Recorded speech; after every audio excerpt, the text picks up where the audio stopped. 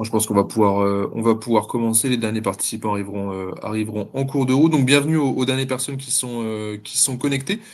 Et donc, bienvenue dans ce webinaire sur la thématique du coup d'un accompagnement à la mise en conformité de décrets tertiaires sur un cas d'application d'un patrimoine multisite. Donc, avant de rentrer vraiment dans le vif du sujet, aujourd'hui, on est plusieurs intervenants. Donc, je vous propose qu'on fasse un petit tour de table rapidement. Donc, Antoine et Arnaud, je vais vous laisser commencer en vous présentant. Bonjour, moi je suis Arnaud Brégeot, le président de Gaia Ecosystems, bureau d'études spécialisé dans la transition énergétique.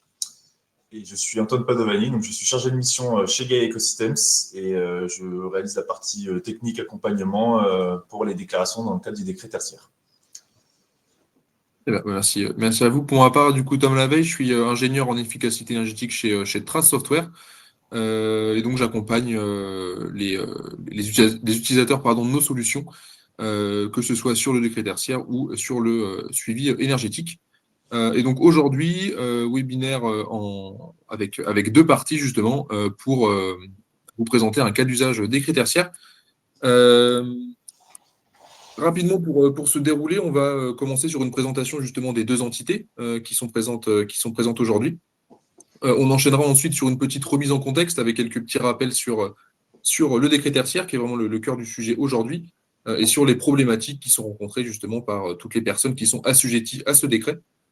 Je présenterai très rapidement le configurateur décret tertiaire et ses fonctionnalités principales, puisque justement le webinaire va tourner autour d'un cas d'application sur cet outil-là.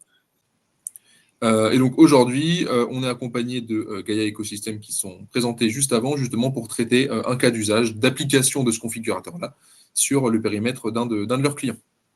Donc voilà, je vous laisse présenter aussi votre entreprise de votre côté. Donc Gaia Ecosystems, nous sommes basés en région Auvergne-Rhône-Alpes. Nous travaillons aujourd'hui à l'accompagnement des entreprises dans le cadre des éléments réglementaires tels que le décret tertiaire, le décret BACS, le décret BEJ. Nous sommes aujourd'hui 5 à travailler pour l'entité et nous travaillons à travers différentes briques fonctionnelles. Ça peut être le courtage énergétique puisque c'est l'analyse même des puissances de consommation pour voir s'il y a une nécessité de renégocier les contrats.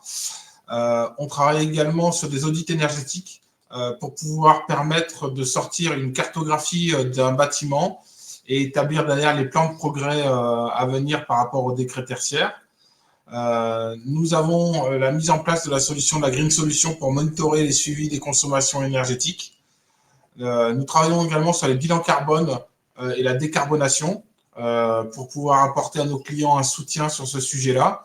Et enfin, nous avons une dernière offre qui est née récemment, c'est l'offre pour la politique RSE d'une entreprise. Très bien. Merci Arnaud. Donc là, premier point de ce webinaire dans le concret, c'est quelques petits rappels, une petite remise en contexte vraiment sur le décret tertiaire. Donc Antoine, je vais te laisser prendre la main sur ce point-là. Alors pour le décret tertiaire, donc c'est un décret qui est issu de la loi Elan, donc qui a été mis en place vraiment en 2022. Et donc ce décret a pour but d'imposer une déclaration des consommations du patrimoine des entreprises. Donc ce patrimoine concerné, c'est les bâtiments tertiaires de plus de 1000 mètres carrés. Alors c'est pas aussi simple que ça, bien sûr. Hein. On peut se trouver dans un bâtiment qui peut faire plus de 1000 mètres carrés, avoir que 250 mètres carrés et être aussi assujetti. Ou être, par exemple, sur une unité foncière de plus de 1000 mètres carrés, donc ça représente plusieurs bâtiments sur un même site. Il n'y a pas de rue qui les sépare, etc. Et donc, ils sont en tout, on a plus de 1000 mètres carrés, donc il faut déclarer pour ces bâtiments. L'objectif, donc, c'est de réduire. Donc, de déclarer, la déclaration, c'est la première partie, mais l'objectif final, c'est de réduire les consommations de ces bâtiments. Donc, pour ça, comment l'ADEME, qui met en place le dispositif contrôle, on a deux types d'objectifs, l'objectif relatif et l'objectif absolu. Pour l'objectif relatif, on a une année de référence entre 2010 et 2019 pour l'entité fonctionnelle assujettie, donc les bâtiments en question, le ou les bâtiments en question.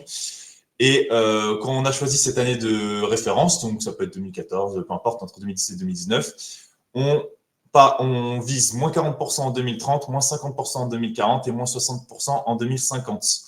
Donc là, c'est un premier type d'objectif. Ensuite, il y a l'objectif absolu. Lui, c'est en fonction de votre catégorie d'activité. Donc, dans le tertiaire, il y a un certain nombre de catégories d'activités. Par exemple, nous, on est plus spécialisé sur les distributions automobiles et les hôtels, mais il y a encore d'autres, il y a encore un certain nombre d'activités concernées. Et en fonction de votre catégorie d'activité, il va y avoir un calcul qui va être fait en fonction de comment votre bâtiment, si vous avez plus de bureaux, dans notre cas, ce sont des ateliers, le showroom pour la présentation de véhicules dans la distribution automobile, le magasin, le stockage de pièces, etc. Ça va affiner un calcul derrière qui va permettre de dire un droit à consommer. En fait, c'est un plafond. Contrairement à l'objectif relatif qui est une courbe descendante, l'objectif absolu, c'est un plafond qui donne un droit à consommer, en fait, et c'est toujours le même. Et voilà, donc l'objectif dans le décret tertiaire, c'est de respecter un des deux, le plus avantageux. Donc, si le plafond est plus bas que l'objectif relatif, ce sera plus dur, ou etc. Enfin voilà, c'est en fonction de chaque bâtiment et chaque catégorie d'activité. Et donc, Opéra, c'est la plateforme de l'ADEME. C'est là où on va nous déclarer les consommations et les EFA, le patrimoine et les EFA. Donc, il y a une première déclaration initiale qu'on appelle, où on va déclarer vraiment le bâtiment avec un identifiant unique de bâtiment qu'on appelle l'IUB, enfin voilà, l'adresse, etc. Toutes les caractéristiques du bâtiment qui sont intéressantes pour cette déclaration. Et ensuite, tous les ans, à échéance du 30 septembre, on déclare les consommations de l'année N-1. Donc là, pour cette année, là, nous, on est en plein dans les déclarations des consommations de 2024. Voilà, donc ça, c'est pour le cadre du décret tertiaire. Je te remercie Antoine, et puis je rebondis là-dessus, c'est bien que tu l'aies rappelé, on est vraiment sur un des deux objectifs à atteindre. La question revient assez souvent, il n'y a pas besoin d'atteindre les deux objectifs, hein, l'idée c'est vraiment d'atteindre le plus avantageux, et il n'y a pas de choix non plus particulier à faire, l'idée c'est que l'ADEME vérifiera en 2030 qu'un des deux objectifs est bien vérifié, pour assurer justement que le site est conforme aux exigences. C'est vraiment un seul des deux. Sur les dernières actualités, dernièrement, du coup, courant du mois de septembre, on a le dernier arrêté valeur absolue qui est paru au journal officiel, puisqu'à ce jour, on avait encore certaines activités qui n'étaient pas encore décrites, justement, dans le cadre du décret tertiaire. C'est-à-dire qu'on était bloqué sur le calcul d'objectifs et qu'on ne pouvait pas totalement finaliser l'ensemble des déclarations. Et donc, cet arrêté vient notamment préciser les modalités de calcul pour les catégories du commerce, qui représentent quand même une très grosse partie du secteur assujetti. Donc voilà, désormais, si vous êtes concerné, vos valeurs absolues sont disponibles et donc vos calculs d'objectifs le sont également. Donc vos problématiques maintenant, puisque comme l'expliquait Antoine, voilà, on est quand même sur un sujet assez pointu, hein, dans le cadre du décret, il y a pas mal de nuances et de subtilités. Et donc forcément, gérer ce décret tertiaire de votre côté, ça engendre quand même pas mal de problématiques et de complexité. Donc, dans un premier temps, on est sur des démarches qui peuvent être relativement fastidieuses pour gérer un grand patrimoine. On sait que sur la plateforme Opérate, ouais, elle fait le travail, mais quand on est sur justement des gros volumes, au niveau de la navigation, au niveau de la supervision, de la gestion de projet, on rencontre quand même quelques difficultés pour gérer justement ces volumes-là. Notamment au travers de la centralisation des informations, hein. Quand on est sur des gros patrimoines, on a tout un tas d'informations à réunir, que ce soit sur les informations bâtimentaires, les surfaces d'activité, les données de consommation. Et donc, ça représente ici vraiment le gros sujet, le cœur, hein, des problématiques du décret tertiaire, c'est vraiment cette idée de récolter de la donnée. Et donc, pour ça, on a bien sûr des sujets au niveau de la récupération des données de consommation. On a de nombreuses personnes qui n'ont pas forcément à disposition leurs données, même sous forme de facture. On peine parfois à justement récolter de l'historique de données pour calculer notamment cette année de référence dont parlait Antoine juste avant. En parlant de cette année de référence, on a justement des modalités de calcul justement pour l'identifier. C'est pas simplement l'année qui a le plus consommé entre 2010 et 2019. On a des formules de correction par rapport au degré jour unifié, par rapport à l'activité également. Et donc, on a cette notion de calcul et de formule à intégrer aussi quand on fait cette identification d'année de référence. On a tout un nombre de cas particuliers aussi à traiter. Antoine, tout à l'heure, évoquait justement ces sujets d'assujettissement qui sont déjà la première brique de cas particuliers. Mais on a aussi tout un tas d'activités qui sont tertiaires mais qui ne sont pas concernées. ou des cas de consommation qu'on va pouvoir éventuellement enlever aussi, justement, du total du site. Donc, ça demande vraiment une connaissance un peu approfondie quand même du sujet pour être sûr de ne pas faire d'erreur. J'ai évoqué les consommations qu'on peut enlever dans des cas particuliers, parce qu'on a un sujet de reconstituer les consommations aussi pour les activités qui sont mixtes. Typiquement, un site industriel qui a une partie tertiaire assujettie n'a pas forcément uniquement la partie consommation de l'activité tertiaire. Donc, il y a ces sujets-là de définir justement cette consommation attribuée uniquement aux activités tertiaires. Et donc, bien sûr, on a ce sujet d'être à jour sur les derniers arrêtés. Donc là, on a le dernier qui est paru. C'est des arrêtés qui font des centaines de pages et qui viennent décrire toutes les activités et viennent également modifier certaines modalités du décret tertiaire. Donc, c'est un travail en fait récurrent de venir se mettre à jour là-dessus pour être sûr aussi de ne pas faire d'erreur dans vos déclarations. Et donc, pour répondre à ces problématiques, chez Trace Software, on a développé un outil, le configurateur, qu'on va vous présenter justement juste après au travers d'un cas d'usage, qui permet de faciliter justement ces déclarations-là et d'automatiser certaines étapes et de clarifier certaines étapes de la déclaration.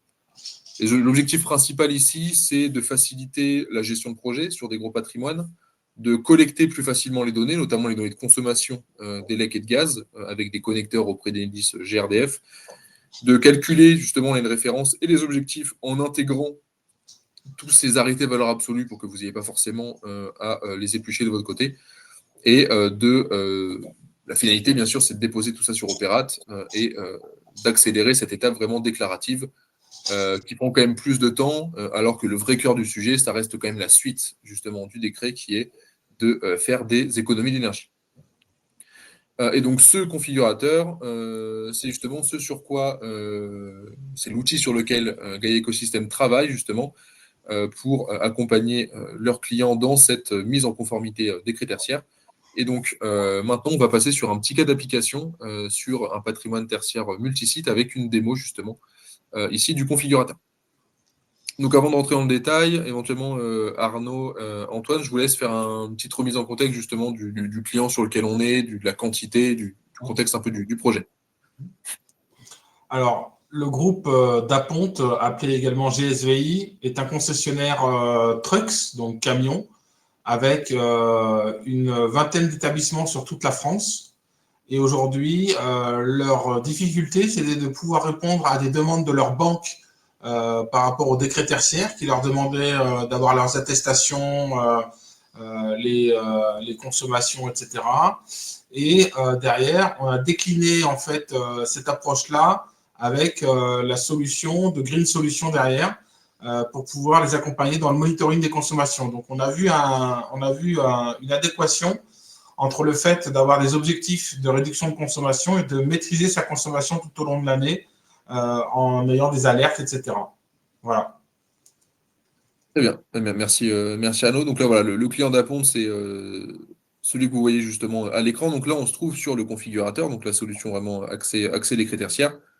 Et donc, on retrouve l'avancement du projet d'Aponte. Donc, en l'occurrence, celui-ci, on a toutes les déclarations, grosso modo, qui sont presque complètes. Donc, on retrouve ici toutes les entités fonctionnelles assujetties. Donc là, on est sur une brique vraiment plus gestion de projet, qui était justement un des points faibles de la plateforme Opérate. Ici, vous serez en mesure de superviser justement l'avancement dans chacune des étapes du projet.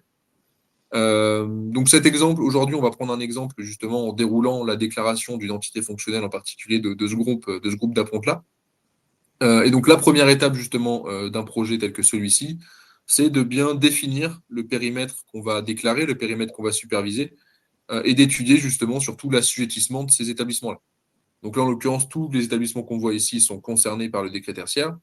Mais donc la première étape, c'est vraiment de définir ce périmètre et notamment de venir étudier leur assujettissement.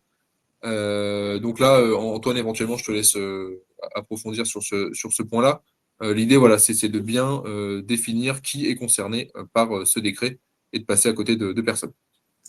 Donc, en fait, là, sur cette étape-là, avec ce qu'on cherche à faire ici, c'est à vraiment identifier le bâtiment en question avec la parcelle qui va être assujetti. Donc, pour ça, on a le configurateur qui nous donne accès à Géoportail directement, de manière assez interactive, où on peut choisir simplement en cliquant on choisit soit parcelle, soit bâtiment, et on clique sur la carte et on tombe direct dessus avec ce qu'on voit en bas à droite en dessous de mes parcelles, des identifiants qui sont générés automatiquement, qui sont en fait ce qu'Opera demande. La plateforme de l'ADEME, il demande ça. Il demande ces identifiants pour ensuite reconnaître le bâtiment quand quand il y aura les contrôles, etc. Et donc, cet outil est très, très pratique parce que, en fait, des fois, quand le patrimoine est très grand dans un groupe, la personne qui gère, le référent qu'on a en face de nous, elle ne sera pas toujours forcément au courant de exactement ou en nous donnant juste l'adresse, peut-être que ça ne va pas être clair tout de suite de savoir quel bâtiment va être assujetti ou pas. Et donc là, on va clarifier avec eux. On va se mettre avec eux sur cette plateforme. Par exemple, on peut mettre Google Maps à côté pour avoir une vision un peu plus, avoir quelque chose de plus visuel avec la Street View, par exemple. Et comme ça, on est sûr d'être sur le bon bâtiment, de ne pas prendre le voisin ou d'être sur une mauvaise parcelle, etc. Donc, cette première partie, elle est hyper importante.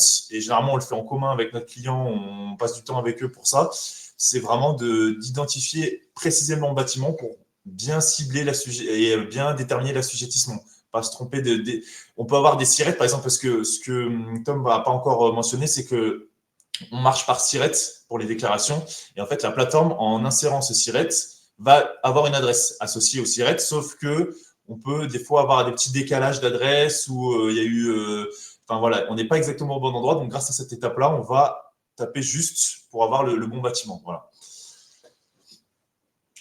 Merci Antoine pour ces infos et pour compléter un petit peu là-dessus, comme tu l'évoquais avec on va dire l'ambiguïté de certains sirettes, même si le configurateur ici on vient aider justement en récupérant les parcelles et les bâtiments, il y a quand même un vrai travail aussi en amont à faire de clarification des données du patrimoine. Et c'est là notamment où Gaia Ecosystem intervient.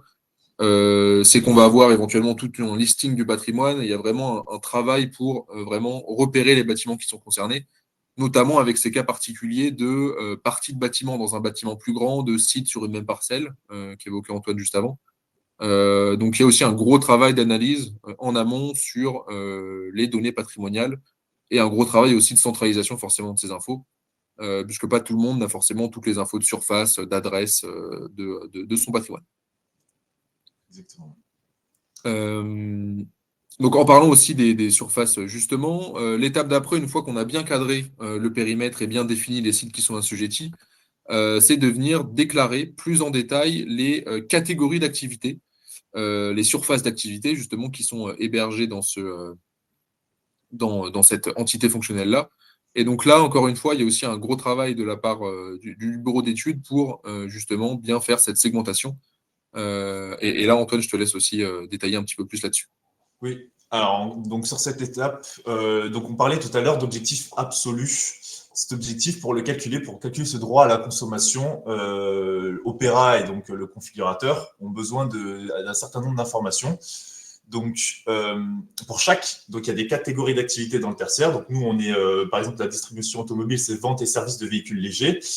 On peut ensuite approfondir, préciser avec des sous-catégories d'activités qu'on voit ici dans les barres bleues là, avec le nom à gauche. On a le nom exact dans les arrêtés pour Opera, ce sont les noms qui sont à gauche. Et en fait, c'est très utile parce que ça va affiner le calcul de l'objectif absolu, parce que chaque zone, bien sûr, n'a pas les mêmes intensités d'usage, les mêmes caractéristiques. Et donc, grâce à ce détail, en fait, on va pouvoir dire, en ayant 450 mètres carrés de magasin, etc., 212 de bureaux, on va pouvoir avoir un calcul plus précis et généralement plus avantageux. Plus on va préciser ces sous-catégories d'activité, généralement, plus le plafond, le droit à consommer va être avantageux pour nous. Donc là, le plus dur, en fait, c'est de faire ressortir les plans et de vraiment déterminer. Alors là, on a cette partie-là, c'est du showroom pour les véhicules. Ensuite, on a les ateliers en deux parties. Il faut accumuler les surfaces. Est-ce qu'on a du chauffage, de la clim à certains endroits ou pas? Il faut un peu préciser tout ça. Et quand on l'a fait, derrière, on a un calcul qui est fait automatiquement par le configurateur qui va, en gros, nous calculer cet objectif absolu qu'on verra par la suite plus visuellement. Ça, donc oui, pour rebondir aussi sur la précision du calcul d'objectif, on a possibilité éventuellement d'utiliser des catégories par défaut pour aller plus vite ou si vraiment on n'a pas d'informations. Mais c'est vrai que faire cette segmentation, comme l'a dit Antoine, c'est plus avantageux et c'est vraiment ce qui est plus proche de la réalité et ce qui va vous permettre aussi de moduler le plus facilement vos indicateurs d'intensité d'usage. Pour préciser rapidement là-dessus, en fait, chaque catégorie d'activité a ici des indicateurs, un ou plusieurs, qui, eux, sont des informations que vous allez pouvoir modifier selon votre activité, ce qui va venir également moduler vos objectifs. C'est-à-dire qu'un site qui qui a une petite baisse d'activité, qui va perdre 20% de son activité, ça va lui baisser également sa consommation. Et donc, c'est pour prendre en compte justement ces évolutions d'activité. Et donc, pour ça, le mieux, c'est en effet de détailler le plus précisément possible les activités qui sont hébergées là-dessus.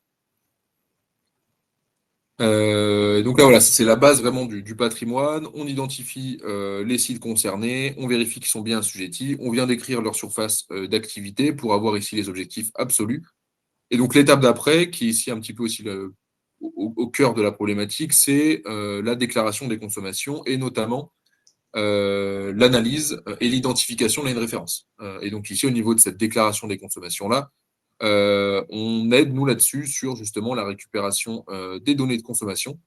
Et donc là, Antoine, je vais te laisser aussi expliquer sur cette partie récupération automatique et sur cette partie aussi complétion de votre côté, si jamais c'est nécessaire. Oui, bien sûr. Donc, dans la partie juste d'avant, ce qu'on fait aussi quand on configure, dans la déclaration patrimoniale, on insère les numéros de compteur, donc que ce soit électricité ou gaz, voilà, dans ce cadre-là, avec le petit plus qu'on voit, on insère donc les numéros de compteur avec un référent associé. Donc, généralement, c'est l'interlocuteur qu'on a, hein, l'interlocuteur client qu'on a, ou des fois, ça peut être des services de comptabilité, etc., hein, peu importe. Et l'objectif, c'est d'enclencher donc dans le configurateur une remontée de données automatique via une demande de consentement. Donc, en insérant ce numéro de compteur et un mail, on va pouvoir préparer un bouton, donc là qui est déjà validé, hein, on le voit, mais qui permet en fait d'envoyer une demande de consentement qui lui ensuite va avoir un mail assez simple où il va devoir juste aller dans un lien, cocher certaines cases d'historique de consommation, valider, et après nous la plateforme de notre côté, elle va tourner, ça va pas être très long, hein, c'est au maximum une journée de quelques jours quoi, et elle va remonter les données comme on peut les voir ici.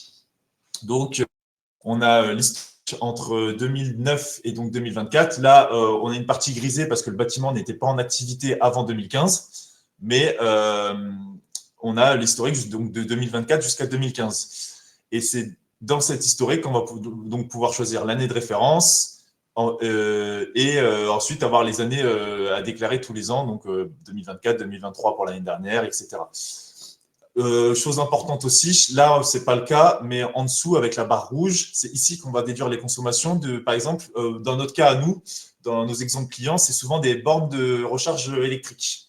Ces bornes, elles ont une consommation propre. Elles peuvent être des fois elles sont souvent sur le compteur général. Si on arrive à avoir un sous-comptage qui va mentionner leur consommation propre à elles-mêmes, on pourra le déduire des consommations totales parce que c'est une consommation vraiment qui est des fois qui est incluse dans la totalité, mais en fait qu'on pourrait déduire et c'est dommage de ne pas le faire.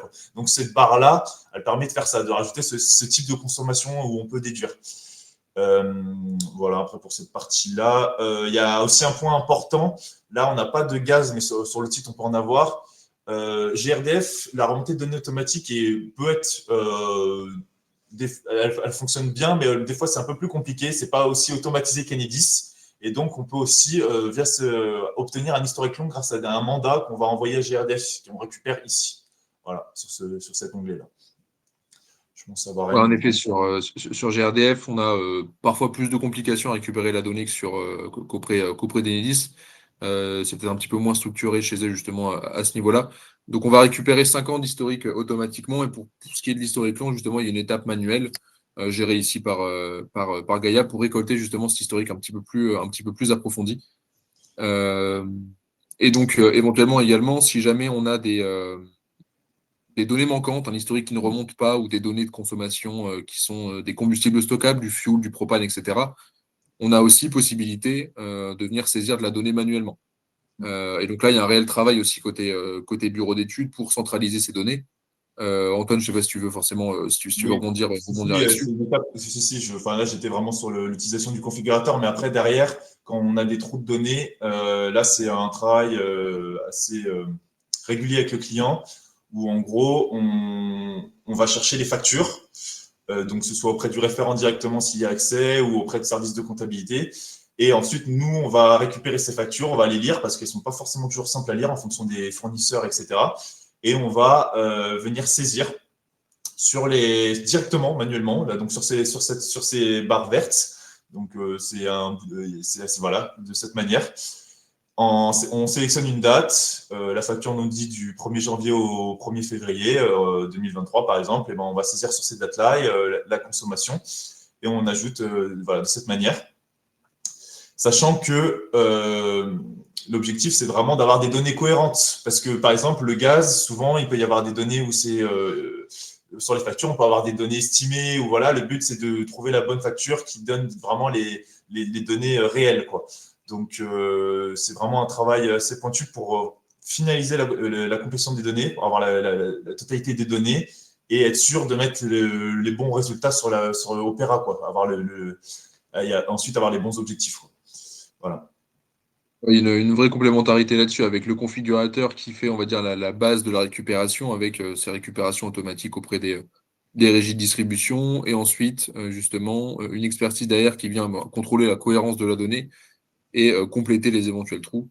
Et sur certains sites, ça va aussi être obligatoire de forcément passer par les facturations, hein. On a parfois des sites avec des régies qui sont des régies locales, qui n'ont pas justement ce service de mise à disposition de la donnée. Euh, et donc, on a forcément ce travail d'analyse et de récupération des factures pour venir les saisir directement dans l'outil. Donc voilà, une fois que ces données de consommation sont toutes récupérées et qu'on a complété un maximum d'historique sur nos sites, l'étape d'après, c'est de venir calculer les objectifs et calculer l'année de référence, justement pour identifier l'année de référence la plus pertinente sur le site sur lequel on est actuellement. Donc là, on va prendre le site numéro 1 par exemple. On retrouve ce petit graphique récapitulatif avec ici en bleu foncé l'année de référence justement qui a été mise en avant. L'idée, c'est que le configurateur il vient faire tous ces calculs de correction que j'ai évoqués juste avant. Donc, il vient prendre en compte justement l'évolution des conditions météo. Pour expliquer très rapidement, une année qui a été très froide, on va pardonner, on va dire, un petit peu de consommation. On va justifier les consommations importantes du site sur cette année-là. On va un petit peu les diminuer relativement aux autres, puisque justement, c'est des consommations un petit peu plus justifiées. Alors qu'inversement, des consommations très fortes sur une période où il a fait très très chaud et il n'y a pas eu de besoin de chauffage, on va venir encore plus rehausser ces consommations-là, puisqu'elles sont justement encore moins cohérentes, encore moins justifiées. Et donc là, sur ce graphique-là, on voit ici l'objectif relatif qui est directement indiqué. Et donc l'objectif absolu, d'ailleurs, sur ce site-là n'est pas disponible, puisque l'arrêté valeur absolue du coup que j'évoquais dernièrement sur les commerces, il est en cours d'intégration chez nous. Donc il est sorti il y a quelques semaines, il est en cours d'intégration, c'est pour ça qu'on n'a pas cet objectif absolu-là qui est indiqué. Est-ce que Antoine, tu éventuellement t'en connais un là-dessus, où tu es certain d'avoir l'objectif absolu ou pas forcément? Sur ce groupe, peut-être le deuxième, Annecy. Un de ces véhicules? Ouais, peut-être. Je suis pas sûr, hein. Bon, Non. celui-là, là, pas non plus. Bon, c'est normal à cet Ah endroit-là. oui, il y est, mais il est bas. Il y est il est bas parce qu'on n'a pas pu détailler le Oui, il y plan. a pas. On n'a pas pu Ok, détailler le très plan bien. pour ce site, donc c'est pour ça qu'il est aussi bas. Mais voilà, c'est à ça que ça ressemble quand il y a le plafond. Très bien. Et donc là, voilà, le configurateur vient faire ce travail de calcul. Et puis après, il y a aussi voilà, un travail de votre côté sur bon, la cohérence des informations qui sont remontées et sur la Ouais. restitution justement de ces informations-là, comment les analyser et comment aussi se projeter plus loin. Bah, en fait, nous, assez simplement, hein, pour l'objectif relatif, quand on accompagne entre 2010 et 2019, donc déjà, quand on récupère un dossier où il faut redéclarer vraiment faire la déclaration initiale, on essaye de récupérer un maximum de données entre 2010 et 2019, mais c'est pas toujours possible, soit parce que le bâtiment n'était pas encore en activité, ou il a été repris à une date, c'était pas la même activité avant, etc. Donc c'est pas toujours simple de récupérer autant de données, mais généralement, quand on y arrive, on essaye de prendre sur ces 10 ans l'année où il y a le plus de consommation, simplement parce que derrière, ça va créer un objectif qui sera plus simple à atteindre. Donc ça, c'est pour l'objectif relatif. Voilà, on choisit l'année la plus énergivore. Et ensuite, on part de là pour la suite. Avec derrière, garder en tête que l'objectif absolu est là et que si on arrive à préciser les plans, généralement, on le demande régulièrement, généralement tous les ans, je le redemande. Si on n'a pas précisé le plan, on va essayer de le repréciser pour faire monter ce plafond qu'on voit qui est relativement bas ici, qui n'est pas du tout avantageux, pour que peut-être il devienne plus que le relatif, qui est la courbe qui descend. Donc voilà, c'est un peu ce jeu-là de trouver l'objectif qui va être sûr d'être atteint, quoi. Parce que là, par exemple, si on regarde 2024, on est vraiment à la limite. Ce site est vraiment à la limite. Il ne faudra pas qu'il stagne sur les prochaines années, parce que sinon, on sera plus bon. Donc, il va vraiment falloir qu'il y ait encore un boulot de réduction. Donc, cet objectif relatif, pour l'instant, est tenu, mais est-ce qu'il le sera encore en 2030? Là, c'est plus dur à dire. Donc, pour être plus serein, etc., voilà, on essaye de jouer sur cet objectif absolu aussi pour avoir un droit à la consommation plus élevé et donc peut-être être plus serein pour 2030. Voilà. Merci, merci Antoine. Et donc là, du coup, on arrive à la dernière étape vraiment de l'outil et dernière étape un peu vraiment de la démarche purement déclarative.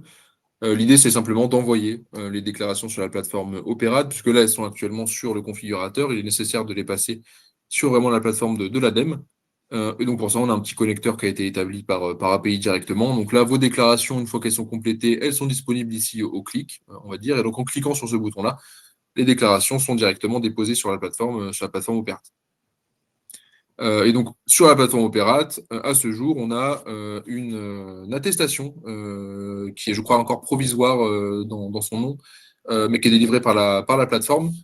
Je vais partager rapidement une autre fenêtre pour vous la montrer. Et donc, Antoine, je te laisserai aussi un petit peu plus préciser là-dessus. Hop, normalement, on devrait la voir correctement. Donc voilà, ici, c'est l'attestation qui est délivrée par Opérate une fois que la déclaration est déposée.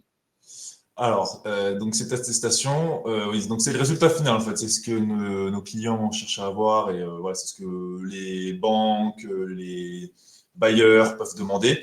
C'est le résumé complet et la preuve que les déclarations ont bien été faites. Le résumé des déclarations, la preuve qu'elles ont bien été réalisées.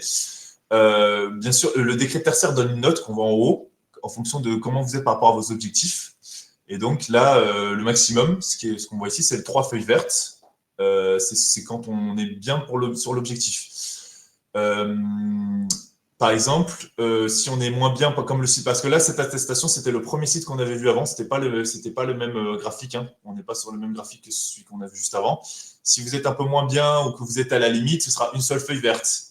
Si vous êtes en dessous ou que vous êtes au-dessus, que vous explosez vos consommations, on est plutôt sur de la feuille grise là. On le voit sur ce graphique-là. Et il y a une feuille orange intermédiaire qui, en gros, on n'est pas bon, mais on n'est pas loin d'être bon. Voilà, Et donc, grâce à cette attestation, on peut en fait justifier toutes les déclarations, on peut revoir tout ce qui a été fait. Et on voit un gros, je tiens à préciser, on voit un gros provisoire en plein milieu, c'est parce que le dispositif est encore en test. En fait, Opera l'a présenté comme ça, ils veulent qu'on appréhende ces attestations, vu qu'elles viennent d'être mises à disposition. Et donc, le temps de les comprendre, de voir exactement leur utilité, et il laisse 1 an. Donc, ce sera pour juillet 2026, où elles seront plus provisoires, elles seront à échéance. Donc, il y aura 3 types d'attestations. Il y aura la provisoire, parce que l'année, on n'aura pas encore dépassé le 30 septembre de l'année à déclarer. Donc là, par exemple, on n'y est pas encore, elle est provisoire. En juillet 2026, quand on déclarera pour 2025, elles seront en provisoire parce qu'on déclarera et on ne sera pas encore au 30 septembre 2026. C'est un peu compliqué tout ça, mais voilà. Et ensuite, quand on aura dépassé l'échéance de l'année, on pourra dire que les attestations seront à échéance ou modifier, je crois que c'est le nom, si on a fait des modifications au cours de route après des échéances. Par exemple, quand l'année de référence n'était pas la bonne, on a récupéré un historique avec des années de référence plus avantageuses, on a modifié la déclaration, ce sera mentionné. Ça ne veut pas dire que ça va créer de problème derrière, mais au moins, c'est clair sur la déclaration. On sait ce qu'on a fait exactement. Et pareil, donc ce sera la préfecture qui gérera ces dossiers-là. Ils sauront exactement ce qu'on a fait et comment on l'a fait, à quelle date, etc. Voilà. Bien, je te remercie. Je te remercie Antoine. Je vais repartager très rapidement le support juste avant. Hop.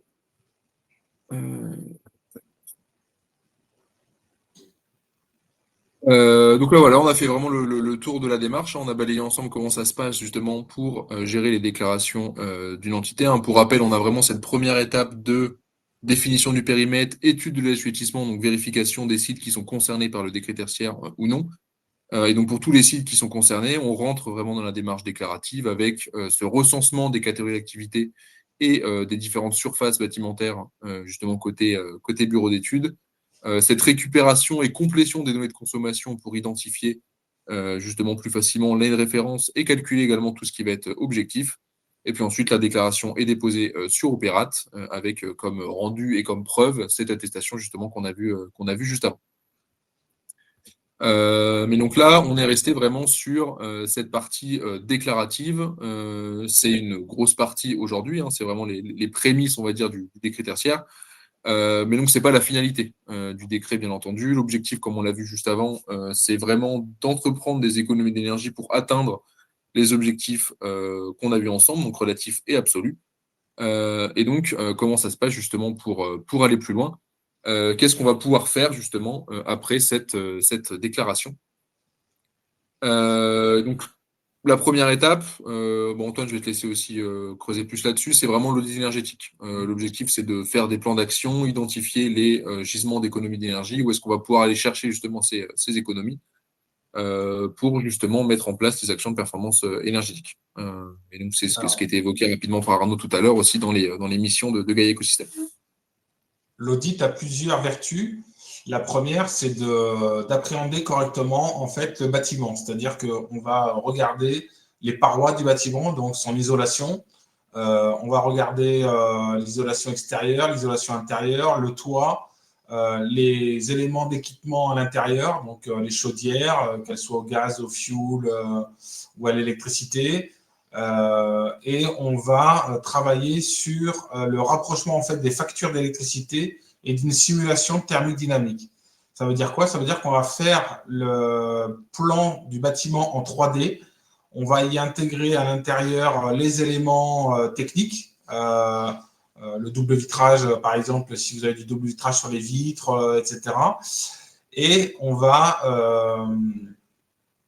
travailler sur le rapprochement des factures et des consommations, puisqu'en fait, la simulation, quand on la lance, elle nous dit, bah, voilà combien en fait vous consommez par an, voilà ce que ça coûte, et voilà ce que vous pourriez économiser si vous changiez tel ou tel élément. Alors, je vais prendre l'exemple pratique le plus simple, changement de chaudière. Il nous dit, bon, bah voilà, une chaudière, ça coûte, je dis n'importe quoi, hein, 10 000 euros. Et derrière, vous avez des C2E, donc contrats d'économie d'énergie, disponibles pour ces actions-là. Mais c'est surtout qu'en termes de gain d'énergie, de consommation, vous allez avoir un tiers des consommations en moins sur l'année. Donc, ce sont des vrais plans d'action pour pouvoir établir ensuite comment je vais atteindre les objectifs définis par le décret tertiaire. Donc, pour pouvoir établir ce plan d'action, il faut échanger avec les personnes à l'intérieur du bâtiment, échanger avec les personnes en charge de la structure bâtiment, énergie, etc. Et c'est surtout apporter les réponses, puisque en 2027, il y a les modulations d'objectifs possibles. Donc là, en fait, c'est de pouvoir justifier à travers un audit, par exemple, comment en 2027, comment je me situerai en 2030 si je pense ne pas pouvoir atteindre l'objectif. Donc, ça paraît loin comme ça, mais 2027, c'est demain. Et il faudra avoir mené son action, son dossier de modulation à horizon 2027. Voilà. Donc, on met l'accent sur l'audit énergétique pour pouvoir permettre d'économiser de l'énergie, pour pouvoir permettre de mieux appréhender son bâtiment et pour pouvoir répondre aux modulations d'objectifs. Merci à vous pour ces précisions. Et d'une étape qui va pouvoir suivre l'audit énergétique et pourra être éventuellement préconisée dans cette audit énergétique, c'est la mise en place d'une solution de monitoring énergétique. L'idée de ces solutions-là, c'est de venir suivre en temps réel les données de consommation et les données d'activité du bâtiment puisque là où sur Opérat, on est sur de la donnée annuelle, donc si jamais on vient détecter une anomalie en fait chaque année, on est déjà bien trop tard en fait dans cette détection d'anomalie. L'idée, c'est de suivre vraiment les consommations en temps réel, de détecter tout ce qui va être dérive, anomalie, pour identifier des mauvais comportements, des mauvaises utilisations, mauvaises régulations, etc., etc. Mais ça va permettre également de suivre justement tout ce qui va être action entreprise suite à notamment cette audit énergétique, pour vérifier que les économies attendues sont bien au rendez-vous et pour venir justement contrôler et calculer ces économies-là. Donc, on va pouvoir, par exemple, mettre éventuellement du sous-comptage précis pour avoir vraiment une cartographie plus précise des consommations du bâtiment et venir identifier justement où est-ce que ça pêche et où est-ce qu'on va pouvoir aller chercher le maximum d'économie d'énergie pour être justement dans les clous de ces objectifs-là du décret tertiaire. Et donc, en parlant de solutions de monitoring énergétique, je l'ai présenté très rapidement tout à l'heure lors des présentations des entreprises. Mais donc, chez Trace Software, on développe également la Green Solution, dont l'objectif est justement de récupérer et d'analyser tout ce qui va être données de consommation et d'exploitation bâtimentaire. Donc, on va venir récolter automatiquement les données du bâtiment, que ce soit sur les compteurs généraux, sur du sous-comptage, sur éventuellement des GTB, des installations de bornes RVE, pour venir les restituer au sein de tableaux de bord personnalisables. Donc, vous avez un exemple ici juste à gauche de la slide, pour venir suivre en temps réel l'évolution des consommations, des puissances appelées, des températures, etc. Et pour, de votre côté, établir aussi des indicateurs de performance personnalisés, c'est-à-dire que si vous voulez faire suivre des indicateurs particuliers, des kilowattheures mètre carré, kilowattheures DJU, etc., vous serez en mesure de le faire également. Et donc, on a surtout un système d'alerting qui va être très intéressant dans cette démarche de détection des anomalies et des dérives, pour venir justement avertir dès qu'on a des soucis sur l'exploitation justement du bâtiment, dès qu'on a des surconsommations, par exemple, sur un poste particulier. Donc voilà, l'idée là-dessus, c'est vraiment de mettre un premier pas dans cette démarche décret tertiaire, même potentiellement avant d'entreprendre des actions de performance, pour venir bien comprendre comment fonctionne son bâtiment et venir comprendre où est-ce qu'on va pouvoir aller chercher des économies d'énergie sur ce bâtiment-là. Est-ce que éventuellement Antoine Arnaud voulait rajouter un petit quelque chose sur cette partie Green Solution ou pas forcément? Simplement que nous, on utilise cette plateforme en complément donc, du décret tertiaire dans le suivi, parce qu'on réalise des rapports en fait où on synthétise ce qu'on peut avoir sur la Green Solution. Il y a des graphiques, etc. Donc avec les indicateurs qui sont voulus par nos clients nous, ce qu'on estime être la base en fait à suivre. Et grâce à ça, on fait le lien. Donc là, le décret tertiaire, vous en êtes là. L'objectif relatif, il est atteint, pas atteint. Cette année, donc, vous avez augmenté vos consommations. Il va falloir faire attention à telle ou telle chose. Et donc, simplement, ça complémente tout seul. Ça se complémente tout seul, en fait. On peut faire un suivi assez approfondi rapidement grâce aux deux solutions. On a le décret tertiaire très déclaratif, très historique de ce qu'on fait. Et après, on a le suivi en direct et on fait le lien entre les deux pour soit se rassurer, soit faire attention, alerte, là, il va falloir faire quelque chose. Et généralement, ce qu'on préconise, ça peut être dans un sens ou l'autre. L'audit peut préconiser la Green Solution, tout comme la Green Solution peut préconiser l'audit si on ne sait pas d'où viennent nos dérives, par exemple. Ça peut être dans les deux sens. Donc, oui, tout se parle, en fait. C'est un écosystème où toutes les solutions vont se parler et le but, c'est vraiment de réduire un maximum les consommations. Très bien, merci Antoine. Donc là, voilà, simplement pour clôturer, on va dire, un peu cette présentation, les prochaines étapes aujourd'hui du décret tertiaire.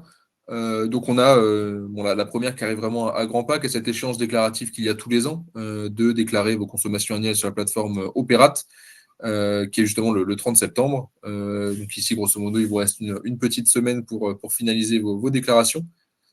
On a les dossiers de modulation qui étaient évoqués par Arnaud tout à l'heure, justement pour venir, par exemple, justifier qu'on ne va pas pouvoir atteindre les objectifs pour des raisons de contraintes économiques, des raisons de contraintes architecturales ou etc. pour les bâtiments protégés, par exemple. Donc ces dossiers-là seront disponibles justement, déposés, je me sens, pour 2027, pour venir justifier justement de la non-atteinte, la non-possible atteinte des objectifs prévus pour 2030. Et donc là, grosse étape justement qui arrive en 2030, c'est la première vérification de la première échéance décennale pour 2030. Donc vérifiez que vous êtes bien dans les clous justement des premiers objectifs relatifs et absolus. Donc moins 40% ou l'objectif absolu qui est en parallèle. Donc voilà pour la présentation. Est-ce qu'avant de passer aux questions-réponses, Antoine, Arnaud, vous aviez quelque chose à ajouter? Non, c'est tout bon. Non, ok, c'est très bien. Donc on va pouvoir passer aux questions-réponses. Donc je vois qu'il y a plusieurs questions qui ont été posées justement sur l'onglet dédié. Pendant qu'on va répondre à ces questions-là, je vous mets aussi cette slide ici de contact. Donc là, vous avez toutes les informations. Donc à gauche, côté Trace Software, à droite, côté Gaia Écosystème. Si vous souhaitez avoir plus d'informations, si vous souhaitez, soit sur la partie vraiment logicielle, soit être accompagné justement sur la mise en place et votre mise en conformité justement des critères CIR. Donc vous avez toutes les informations, adresse mail, téléphone et site web également en bas. Et donc pendant que cette slide est affichée, on va pouvoir répondre justement aux questions qui sont posées. Première question sur la définition d'une unité foncière. Une commune qui a 2 bâtiments sur 2 parcelles cadastrales avec une rue communale entre les deux. Est-ce qu'on est sur 2 unités foncières distinctes ou une seule unité foncière? Antoine, tu veux répondre là-dessus? Enfin, pour moi, après, tu me coupes si je me trompe, mais pour moi, c'en est deux distinctes. Vu qu'il y a la rue entre les deux, c'est justement ça qui va faire le distinguo, c'est vraiment la rue entre les deux parcelles. C'est justement ça qui, si on n'en a pas, là, il faut un peu plus analyser le plan, mais vu qu'il y a la rue, pour moi, c'est assez simple pour ça. Ouais, exactement. En fait, dès qu'on est sur une rue qui sépare 2 parcelles, on est sur des unités foncières différentes. Donc là, on va être sur 2 EFA à déclarer distinctement. Maintenant, on a aussi un sujet dans les critères CIR qui est la mutualisation des objectifs. C'est-à-dire que si on a des bâtiments qui sont très proches géographiquement, même si on est sur des EFA différentes, l'atteinte des objectifs pourrait être vérifiée en mutualisant les déclarations de ces 2 entités-là. Donc si en fait c'est un sujet de votre côté parce qu'on a un compteur par exemple qui est partagé sur les 2 bâtiments, vous allez pouvoir faire les déclarations des EFA distinctement avec, on va dire, un prorata potentiellement, et venir pour l'atteinte de l'objectif, quand même venir étudier ça à l'échelle vraiment d'un site. Mais donc à proprement parler, on est vraiment sur des unités foncières différentes. Question d'après, comment gérez-vous le cas d'activité mixte? Donc ici, voilà, l'exemple, c'est un site industriel avec une partie tertiaire et une partie justement industrielle. On n'a pas forcément justement ce distinguo des consommations. Donc, on a potentiellement un seul compteur général pour tout le site, sans sous-comptage. Et donc là, dans ce cas-là, on n'a pas le droit de faire des prorata surfaciques, puisqu'on est vraiment sur des activités qui sont totalement différentes. Donc là, on a 2 possibilités. La première, qu'évoquait aussi Arnaud tout à l'heure dans le cadre d'un audit, c'est de faire une simulation thermique dynamique sur la partie justement tertiaire. Ça marche vraiment uniquement dans ce cas-là, si vous avez absolument aucune donnée de consommation à disposition. Vous avez cette possibilité de sortie-là. Sinon, ce qui est préconisé, c'est de mettre en place du sous-comptage sur cette partie tertiaire, un sous-comptage qui va être temporaire, une campagne par exemple sur 6 mois, pour venir extrapoler ça sur une plus longue période. Mais donc, si vous êtes dans ces cas-là, on vous recommande fortement de mettre en place du sous-comptage le plus rapidement possible.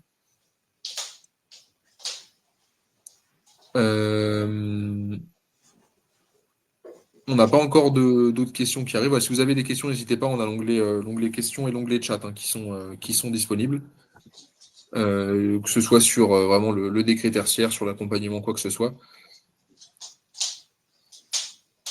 On pourrait y répondre.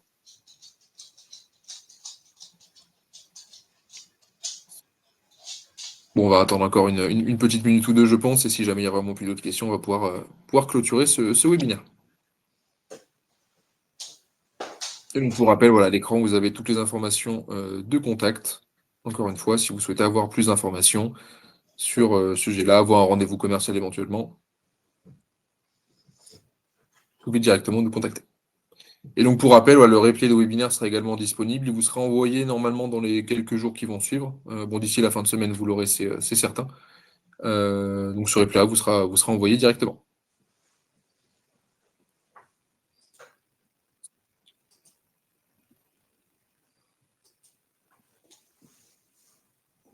Ouais, messieurs, je vois qu'on n'a pas d'autres questions. Je pense qu'on va pouvoir clôturer ce webinaire. Est-ce que vous aviez éventuellement un petit dernier point à évoquer ou tout est bon aussi de votre côté?